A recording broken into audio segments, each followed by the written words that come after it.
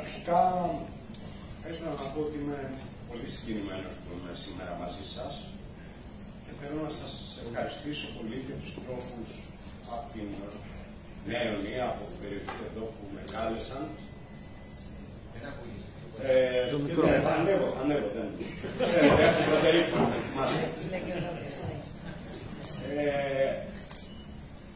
Το ευχαριστώ αυτό είναι ειλικρινές και βασίζεται κυρίως στην αγωνία που με διακατέχει όλο το τελευταίο διάστημα, ότι παρά τους διαφορετικούς δρόμους που επιλέξαμε σε διαφορετικές χρονικές περιόδους, όχι μόνο μαζί με εσάς, αλλά και με άλλα τμήματα της αριστεράς, πρέπει να ανοίξουμε τη συζήτηση. Είναι τώρα η ώρα. Μπορεί να πρέπει να το κάνουμε εν κινήσει. Μπορεί να επιλέξουμε διαφορετικούς δρόμους στις μάχες που έρχονται. Αυτό δεν έχει μεγάλη σημασία. Σημασία έχει ότι πρέπει να ανοίξουμε μια ειλικρινή συζήτηση, γιατί έχουμε υποστεί μια κοινή και πολύ πραγματική ήττα. Αν δεν συνειδητοποιήσουμε την ήττα που έχουν υποστεί όλα τα κομμάτια, όποιο δρόμο κι αν επέλεξαν το 15, το 19, το 23, αν δεν συνειδητοποιήσουμε την ήττα που έχουν υποστεί και δεν προσπαθήσουμε να συζητήσουμε ανοιχτά πράγματα που μας πλήγωναν από πριν το 15, πράγματα που ευθύνονται για το πώς φτάσαμε στο σήμερα, δεν θα μπορέσουμε να χτίσουμε μια αριστερά που θα είναι αντάξια των προσδοκιών μας. Μια αριστερά που θα είναι χρήσιμη στην κοινωνία. Μια αριστερά που θα εμπνέει και θα φέρει όλο το πλούτο που μας έκανε και εμάς αριστερούς. Και εσάς και τους μεγαλύτερους από εμάς, και αυτοί οι μεγαλύτεροι κάνανε εμάς. Μια τέτοια αριστερά χρειαζόμαστε και πρέπει να ψηλαφίσουμε τα λάθη μας και τις πηγές για να πάρουμε ξανά αισιοδοξία και δύναμη για τις μάχες που έρχονται. Ξέρετε ότι μαζί με άλλους συντρόφους και συντρόφισσες υπογράψαμε ένα κείμενο πριν αρχίσουν οι αποχωρήσεις του ΣΥΡΙΖΑ με τίτλο «Να ξαναπιάσουμε το νήμα της ανανεωτικής και ριζοσπαστικής αριστεράς». Δεν μιλάω ως εκπρόσωπος του κειμένου, αν και πολλά από αυτά που θα πω μπορεί να απηχούν από τους συντρόφους και συντρόφισσών. Σκεφτόμουν πολύ πως τι να πω σήμερα εδώ. Σκέφτηκα μόνο το να είμαι απολύτως ειλικρινής και να πω αυτά που εμένα με απασχολούν και νομίζω ότι έτσι θα μπορέσω να είμαι χρήσιμος και για σας. Ελπίζω να μην σας κουράσω, δεν έχω γράψει πάρα πολλά. Θέλω πολύ να σας ακούσω. Δεν θα ήθελα να σας στεναχωρήσω, αλλά δεν είμαι σίγουρος ότι το καταφέρω. Αυτή η συζήτηση λοιπόν για μένα είναι μια νέα αρχή και ο τίτλος «Αριστερά, παρόν και μέλλον» ακουμπάει στην αγωνία όσων υπογράψαμε εκείνο το κείμενο, αν και αποφεύγει λίγο το παρελθόν, το οποίο πρέπει να αξίσουμε. Όταν δημοσιεύσαμε το κείμενο, όταν το κουβεντιάζαμε, όταν το γράφαμε, εγώ τουλάχιστον είχα μια μεγάλη αγωνία ότι μπορεί να βρεθούμε μπροστά σε ένα σκηνικό όπου η αριστερά να εκπροσωπείται μόνο από τον Κασελάκη και τον Κουέ. Το οποίο ήταν τραγωδία για μένα. Δηλαδή σκεφτόμουν ένα σκηνικό ότι τα παιδιά μου, τα παιδιά που είναι τώρα 15 χρονών, που δεν ξέρουν καν το ΣΥΡΙΖΑ του 8, του 12, του 15, δεν θα γνωρίσουν μια αριστερά που έχει καταβολές με άλλες σχέσεις με τα κινήματα, έχει τις ρίζες στο Μάιο του 68, στη διάσπαση του ΚΟΕΣ, που φέρνει άλλα φορτία αξιακά, ότι αυτό δεν θα υπάρχει. Να το συναντήσει κάποιος, όπως εμένα μου έδωσε κάποιος κάποια στιγμή την εποχή. Λέω, ένα πράγμα που θα αποτελείται μόνο από τον Κασελάκη και το ΚΚΕ, πώς θα φτάσει παρακάτω. Η αλήθεια είναι ο κόσμος που έφυγε, ο κόσμος που αναδιοργανώνεται μέσα στην αριστερά, δείχνει το πάθος του να παλέψει γι' αυτό. Έχω όμως ένα ακόμα φόβο, που το περιγράφαμε και λίγο σε αυτό το κείμενο. Μια κατάσταση πολλών θραυσμάτων μικρών ομάδων, οργανώσεων, συλλογικοτήτων που θα μάχονται είτε για το παρελθόν είτε για το δικό τους ιδιαίτερο πράγμα που θα εκφράζουν και συνήθως θα μάχονται από τη μήτρα τους, δηλαδή από αυτό που νιώθουν ο καθένας πιο βολικό. Εγώ ένιωσα όταν έφυγα από το ΣΥΡΙΖΑ ότι μόνο αυτό που ήθελα να είμαι ήταν αυτό που ξεκίναγα. Δηλαδή ένιωθα καλά μόνο στο δίκτυο. Νομίζω ότι αυτή η τάση υπάρχει σε όλους όταν φεύγουν από κάτω. Η πιο μεγάλη τάση βέβαια είναι να πάμε σπίτι μας. Και αυτή είναι μια μάχη που εσείς κυρίως τώρα πρέπει να τη δώσετε. Γιατί για τον περισσότερο κόσμο το πιο εύκολο θα είναι η απογοήτευση να τον νικάει και να τον βάλει σε μια άλλη καθημερινότητα, όπου η αριστερά δεν υπάρχει στην καθημερινότητά του. Υπάρχει λοιπόν αυτός ο κίνδυνος των θραυσμάτων, της αδυναμίας επικοινωνίας, των επιμέρους πολλών μικρών σχεδίων, του πολύ κινηματικού σχεδίου, του ριζοσπαστικού σχεδίου, του ριζοσπαστικού ευρωπαϊκού σχεδίου, του κυβερνητικού σχεδίου της αριστεράς της ευθύνης, που όλα αυτά όμως είναι θράψιμα. Αυτό, η γνώμη μου είναι ότι μπορούμε να το αντιμετωπίσουμε ανοίγοντας την κουβέντα και μιλώντας με ειλικρίνεια. Όχι για να πούμε ποιος είχε δίκιο και ποιος είχε άδικο. Αυτό είναι κάτι που δεν θα μας βοηθήσει. Το να συζητήσουμε πώς δεν θα ξανακάνουμε τα ίδια λάθη.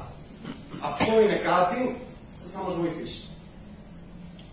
Θυμάμαι, κοιτώντας πολλούς από εσάς, έχουμε συνεδριάσει σε πολλές διαφορετικές χρονικές περιόδους, με διαφορετικά προβλήματα, αλλά περίπου πάντα θα υπήρχαν κάποιοι σύντροφοι που θα αναφερόντουσαν στη σχέση μας με τα μέσα ενημέρωσης και την εικόνα μας στα κανάλια, στις συγκρούσεις μηχανισμών στο εσωτερικό μας, στον παραγωγισμό, στη λειτουργία μας στην αριστερά ως εμείς να είμαστε ο μαζικός χώρος και όχι να παρεμβαίνουμε στους μαζικούς χώρους,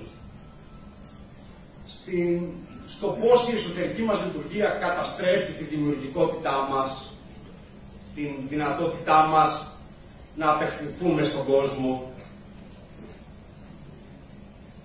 Και ίσως το κυριότερο από όλα είναι την αδυναμία μας να καταφέρουμε να συγκροτήσουμε οργανωμένη παρέμβαση στους χώρους της γειτονιάς μας, της δουλειάς μας, του επαγγέλματός μας.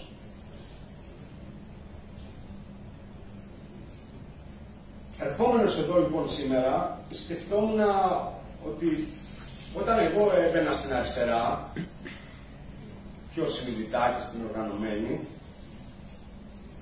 ήταν αυτό που με προσέλκυε τότε, χωρίς να φέρω αντιστοιχίες στις ιστορικές περιόδους, αλλά αναμφισβήτητα η δεκαετία του 90 ήταν μια δεκαετία μετά από μια μεγάλη ήττα. Το να έχεις τη Δαμανάκη, το Κωνσταντόπουλο στα πρώτα χρόνια πρόεδρο του κόμματος δεν ήταν και ό,τι πιο ωραίο για ένα φοιτητικό αμφιθέατρο του Πολυτεχνείου της Πάτρας. Δεν ήσουν πολύ, δεν έχεις πολύ δυνατός με αυτό.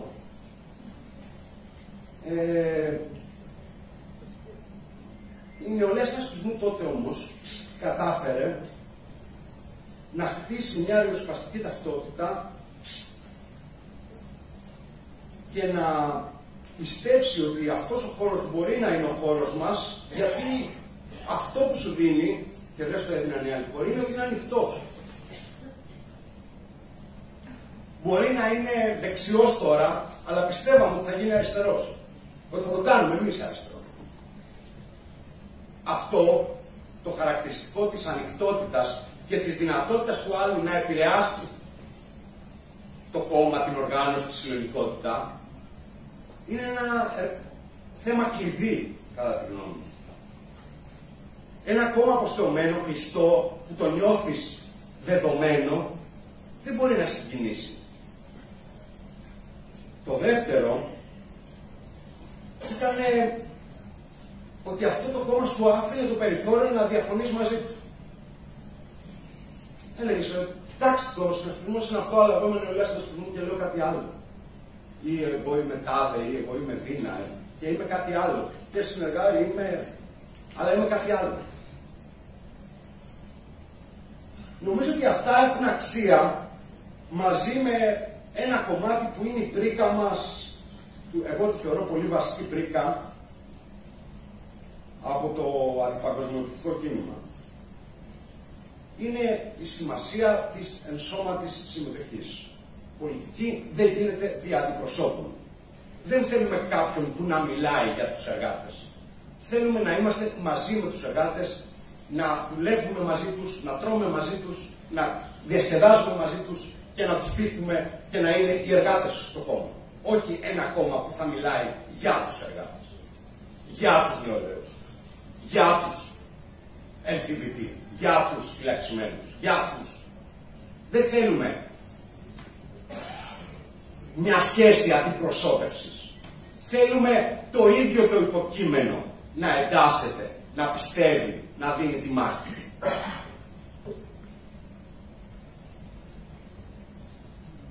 Αν κάνουμε ένα γρήγορο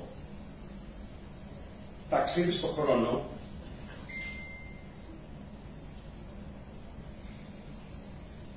μπορούμε να πούμε ότι ο ΣΥΡΙΖΑ του 2004-2008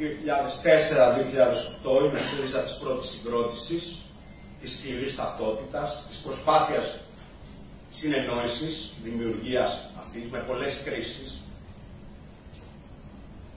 Αλλά είναι και ο ΣΥΡΙΖΑ που μπαίνει σε όλες τις μάχες, μπαίνει στη φωτιά και δεν το συζητάει. Πόσο εύκολο θα ήταν να είναι ένα κόμμα της αριστεράς του 5% σήμερα σε έναν νέο Δεκέμβρη. Εγώ δεν το θεωρώ πολύ εύκολο. Μπορεί ο κόσμος να ήταν. Αλλά ένα κόμμα που θα βγει στα κανάλια να μιλήσει το απόγευμα δεν είναι πολύ εύκολο. Και την έχουμε ξεχάσει λίγο τη συνθήκη. Ούτε τότε ήταν εύκολο. Ναι. Το 2009-2012 μπορώ να το περιγράψω λίγο σαν την περίοδο των μεγάλων αντιμνημονιακών αγώνων. Εκεί που ο ΣΥΡΙΖΑ κάνει τη στροφή και λέει ότι ενώ είμαι αυτός, ενώ είμαι μέσα στη φωτιά, ενώ είμαι με τα κινήματα μέχρι τέλους, στη Χαλκιδική, στο έτσι, στο αλλιώς, σε όλους τους δύσκολους αγώνες, ταυτόχρονα εγώ μπορώ να αναλάβω την ευθύνη. Αλλά επειδή είμαι μέσα, όχι μπορώ να την αναλάβω γενικά, επειδή εγώ μπορώ να την αναλάβω. Αυτό είναι μεγάλη διαφορά. Υπάρχει η περίοδος του 12-15, την οποία τη ζήσαμε, η οποία η ανάθεση ερχόταν και από μέσα και από έξω. Ο κόσμος είχε δώσει όλες τις μάχες και έλεγε το μόνο που μένει είναι να γίνεται κυβέρνηση. Υπάρχει η τομή του 15, υπάρχει το 15-19, που είναι η κυβέρνηση με τα θετικά της και τα αρνητικά της, που δεν μπορεί σήμερα να είμαστε πίσω στη συζήτηση που κάνουμε μεταξύ μας από τον απολογισμό του 2020 της Κεντρικής Επιτροπής των Ομόφωνων. Δεν μπορεί να είμαστε πίσω από αυτό. Να μην λέμε ότι περιεχόμενα, ο δυσμενής συσχετισμός, οι πιέσεις που δεχτήκαμε μας ανάγκασαν να εφαρμόσουμε πράγματα που ήταν κόντρα σε αυτά που πιστεύουμε και να υιοθετούμε τελικά το σύνολο του 15-19 ως τη δικιά μας πολιτική επιλογή. Τη δικιά σας, αλλά... Και υπάρχει το 19-23 που πια βγήκανε όλες οι παθογένειες, η εγκατάλειψη του κόμματος, η προσωπολατρία, τα είπε πάρα πολλά η ΕΦΗ, δεν επεκτείνουμε. Αυτός ο απολογισμός δεν φτάνει στο σήμερα. Αν τα κάνουμε όλα αυτά και αν πούμε ότι αλλάζουμε πορεία, δεν φτάνει πάλι. Γιατί υπάρχουν νέες ανάγκες, υπάρχουν νέα ζητήματα και πρέπει και εμείς να κλονιστούμε όσον αφορά τον τρόπο οργάνωσης, τον τρόπο λειτουργίας. Όλα αυτά δεν μπορεί να είναι απλά διαπιστώσεις. Αλλά πρέπει να οδηγήσουν σε ένα νέο μοντέλο, σε μια νέα σχέση με τα κινήματα, σε μια νέα σχέση του τι σημαίνει να είσαι μέλος της αριστεράς, τι κάνεις στην καθημερινότητά σου. Για να μην αντιμετωπίσουμε ξανά τα ίδια. Νέες ανάγκες, νέα πρόσωπα, νεολαία στο προσκήνιο, ανοιχτή συζήτηση κατά τη γνώμη μου, προτεραιότητα στις γειτονιές. Και να σας πω και κάτι. Αν θέλουμε να κερδίσουμε τον κόσμο και να χτίσουμε μια αριστερά μαζική και μαχητική, πρέπει να πείσουμε τον κόσμο που έχει υψηλές απαιτήσεις. Δεν θέλω να μιλάμε μόνο για την κοινωνία των χαμηλών προσδοκιών. Εγώ θέλω η αριστερά να πείθει τον κόσμο των υψηλών προσδοκιών. Αυτόν που θα τον εμπνεύσει. Αυτόν που θα τον εμπνεύσει με την πολιτική της, με τον πολιτισμό της, που θα τη συγκλονίσει την καρδιά. Αυτή την αριστερά θέλουμε. Δεν θέλουμε μια αριστερά που άχρωμα και άοσμα απλά θα πει ότι μπορεί να κάνει κάτι καλύτερο από αυτό που υπάρχει σήμερα. Αυτή η αριστερά δεν μπορεί να συγκινήσει. Χρειαζόμαστε μια αριστερά που θα ταρακουνήσει τις καρδιές του κόσμου και θα μας εμπνεύσει ξανά. Ευχαριστώ πολύ.